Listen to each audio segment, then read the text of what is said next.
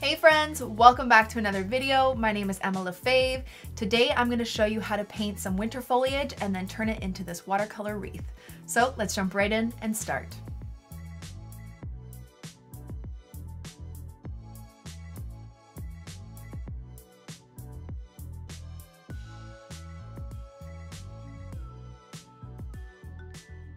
Okay, so today we are going to be doing a holiday wreath, and it's made up of about 5-ish different kinds of foliage. And I'm going to break it down for you really easily. And at the end, you're going to see how I put it all together to make kind of like a wreath that you can frame, put in a card, whatever you want. Okay, so first we're going to start with kind of like a cotton branch. I don't know if that's really wintry, but it just has this like fluffy cottonness to it. So that's what we're going to do. And for this, you just need, honestly, not much color at all. So we're going to be really, really light with our wash. So I'm just going to zoom in here a little bit more. And what I'm doing is I'm literally taking the tiniest bit of black here, like the tiniest bit. I'm just going to move it over to this part, and I'm going to water that down. So it's like super, super light. And I'm just going to create kind of this like bulbous shape. And it's not like traditional cotton. Even that's a little too dark. So I'm going to wash off my brush a bit, kind of mop it up. Okay. And we're just doing like this circular shape. So not like traditional, like a cotton branch, but just a circular shape like this. And you want it so, so, so light. So, so, so light. Okay. We're going to do one there, one there, one there. You could have about 3 or 4 if you want. This one's still a little bit too dark, but for filming purposes, it actually works well just so you can see. And then maybe I'll do a smaller one here. A little bit more black, tiny, tiny bit, like so. Like so. Then I'm going to take a little bit more black, just a little bit. Honestly, you don't want it black. You want it like the lightest wash of gray. And I'm just going to tap like the top portion, even that's a bit too much. There we go. There we go. Okay, and what's really going to tie this all together is the stem. So I'm going to take some of this sepia, which is, you could just mix burnt umber and black if you have that. I'm going to just put it on my paper towel a bit just to make sure it's not too wet. And then I'm going to touch the base of each part of the little white cotton things, so it bleeds a little bit, and then I'm going to drag it down. Okay, I don't want to leave it, I don't want to drag my brush up and leave it there, because then it will kind of explode. You're going to see that in the wreath, because I've actually already filmed the wreath, and I've done that a couple times. But what I've learned, if you don't want like a big explosion of color there, start there and then drag it down. Okay, start there and then drag it down. You're just going to connect the cotton like that. And if you wanted to add a bit more, you could definitely do that. But it just makes it look so nice and fluffy, and it adds this airiness to the wreath. I'm just going to do another one here, which I think is so pretty. That's still a little bit dark. It's okay though. Grab my little, like that. Okay, and then there is our like kind of cottony piece. I don't know. Either way. Okay, so that's the first one. Super, super easy. Our second one are berries. And the way we're going to do berries, we're going to be using light and dark values. So I'm going to take some of my Winsor Red, and I'm going to make a circle like that so it's nice and saturated. Then I'm going to make another circle. Okay, just as saturated. Another circle. And then maybe another circle. Okay. And what's going to make these berries look interesting is that I'm going to wash off my brush, clean water, just dab it a little bit. And then there's still a little bit of water on my brush. I'm going to make another circle right beside it and just gently touch it, so you get this really, really light value of a berry. And it just really makes it look interesting instead of having all these dark same value berries. It just makes it look really, really cool to have them all different values. Okay, and we're just using that pigment from the dark one to bleed into that really, really light berry, like that. And we're just having them staggered. I don't really have a certain amount that I do at all, but maybe you can do some smaller ones like those. And I don't even know if I'm really going to add stems with these ones because they're just going to be little clusters of berries. Okay, so you can add stems if you like. I might not even really attach them. I'll just do like a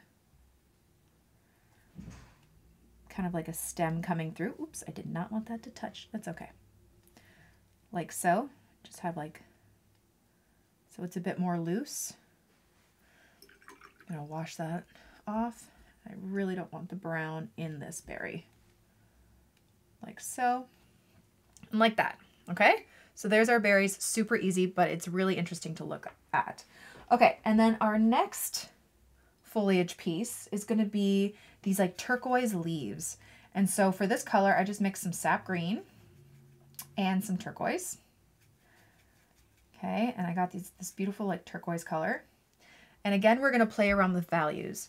So I'm just going to do a really simple line, not even like a full line, just to give us a guide. We're going to go over that with brown after. Maybe I'll do one this way too.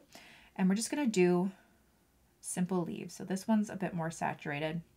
I'm going to take some of that off. This one's going to be a bit more watered down. And you just kind of go back and forth. I'll have one over here. Maybe one over here. And then one coming out this way. Okay. And then I'm going to take some sap green, just plain sap green. Put a little bit on my palette here. Just dab it on my paper towel so it's not like overwhelming. And I'm just going to kind of drop it in this so it has like this turquoisey finish, but also like little bits of this bright green inside, which I think it looks really nice, just tapping it in. And I dab my brush on my paper towel, so I'm making sure I'm not putting any excess water that will push the pigment away. And then lastly, I'm going to take that sepia, and I'm just going to go, again, pulling away from the leaf. Start there, pulling away, and then just going over the stems. So it bleeds a little bit into the base, like that, but you get a little bleed of a brown. All right, and it just looks really, really nice. All right, our next one is going to be kind of like a pine, not pine, but you know, an evergreen needle. So I'm just taking some brown. I'm just going to do our stems here, like that. And then I'm taking my Perlene green, which is a nice like wintry dark green. You don't have to use this color. You can mix like Hooker's green with some dioxazine purple. You can use whatever green you want. And then I'm just going to do simple lines coming away from the stem.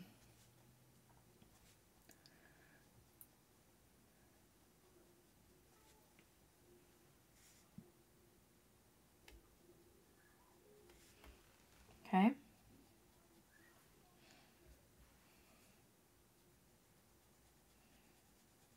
And I always do it away just so it looks a bit better. If you go into the stem, it just looks a little weirder. You want the kind of thinnest part of those needles to be on the outside.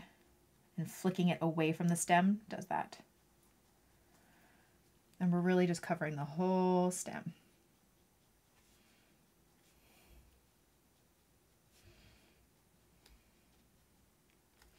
Okay, so there we go.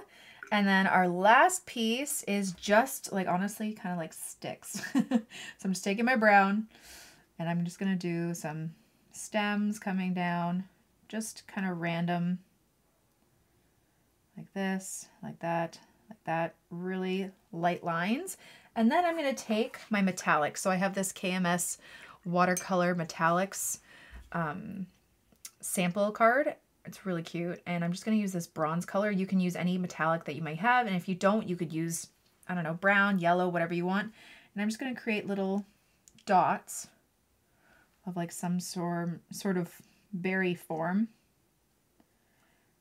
on the tips of these stems. And that's it. Like so.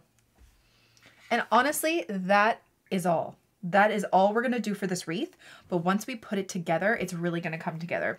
One of the tricks of this wreath is usually I make it really loose and I have them kind of like blending together. We're going to have some overlap. So there's going to be some times where, let's say, we have our leaves here. Okay. And then, hold on. Or our cotton one. I'm going to do like another little cotton thingy.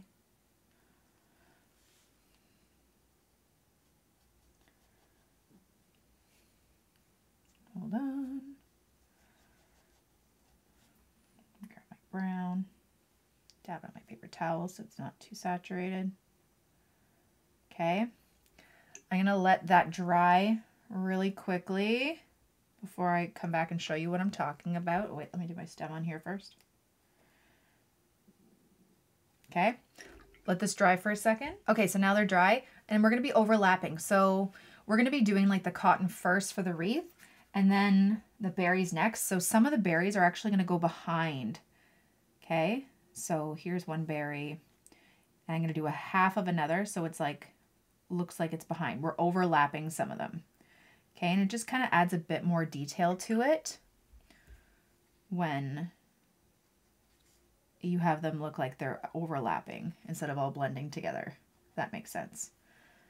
Okay. So like, and then I might for this one have these pine kind of needles and they're just going to come behind the leaves. Okay. And it just adds a different element. And I usually don't do that with my wreaths and stuff like that, but this time we're going to do that. Okay. So just keep that in mind. All right. So let's get into painting the wreath. Okay, so to start, I'm just going to be drawing a circle and I'm just using my painter's tape as a guide, doing it very, very lightly. Because for this wreath, we are not going to be painting on the circle. We're going to act like the circle is kind of like a cutout and then doing the foliage around. You'll see once I start painting. So don't paint over the circle, paint kind of behind it. And I'm just starting off with a super light wash of that gray to do the cotton bits. And the way I'm going to place it around, I usually tend to do odd numbers, but I think for this wreath I did 4. So it was even numbers, but just staggered them gently. So as you can see there, I dragged the stem towards the little cotton bits, and that's when the burnt umber kind of, or the sepia bled into the white parts. So like I was saying when we were doing it in the practice, drag it away so it doesn't bleed too much into the white cotton parts. Okay, so skipping ahead a bit, you can see that I'm on the 4th little cotton branch, and you can see that they're all kind of staggered around, but not too evenly. You don't want it perfectly staggered where it looks completely symmetrical. I think it tends to look weird when it's too perfectly perfect, if that makes sense. So I just kind of had some closer together, some bigger, some smaller, whatever. And then we moved on to the berries. So for this, I don't know, I just kind of wanted to place them again sort of evenly around. Some clusters are going to be bigger than others, some are going to be smaller. And then what I'm going to do is I'm going to go behind some of the cotton branches so it looks like it's layered.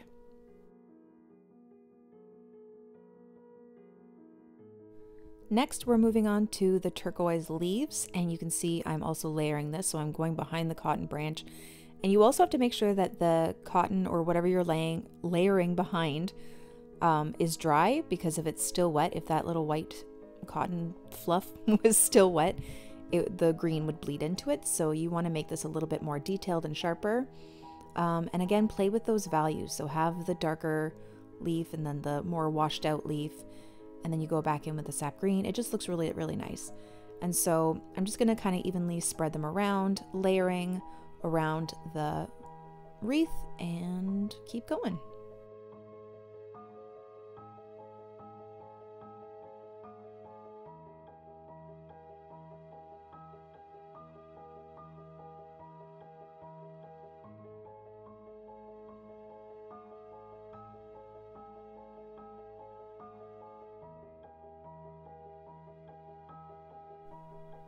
Okay, so next I'm going to be moving on to some of the pine branches, and I just staggered those in between kind of where the white areas are with the brown branch first, just to see where I wanted to place them, and then I went in with those little green pine needles, again layering behind some of the foliage that's already there, and just made them different sizes and heights, nothing specific, and just kept going and had fun with it.